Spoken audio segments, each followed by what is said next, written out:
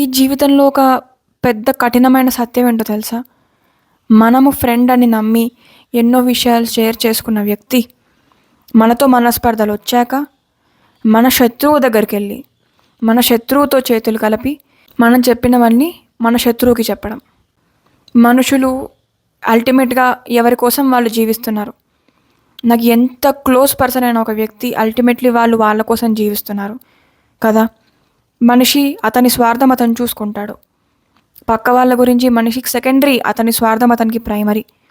అందుకే ఎప్పుడు ఎవరిని గుడ్డిగా నమ్మకండి. ఆ శత్రువు కూడా ఎందుకు ఈ వ్యక్తితో ఫ్రెండ్‌షిప్ చేస్తాడో తెలుసా?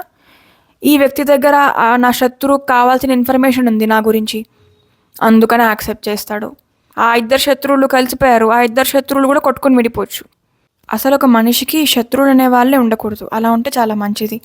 నేను కూడా అలానే ప్రయత్నం చేస్తున్నాను. నాకు ఏ శత్రువులు ఉండకూడదు. నాకు ఎవరితోనూ శత్రుత్వం, ద్వేషం నాకు ఎవరి మీద ఉండకూడదని. కానీ కొన్నిసార్లు మనం శత్రుత్వం పెంచుకోకపోయినా పక్క మనిషి ఎందుకో మన మీద ద్వేషం, కోపం, పగ, శత్రుత్వం పెంచేసుకుంటారు. అలాంటి వాళ్ళ గురించి చెప్తున్నాను నేను.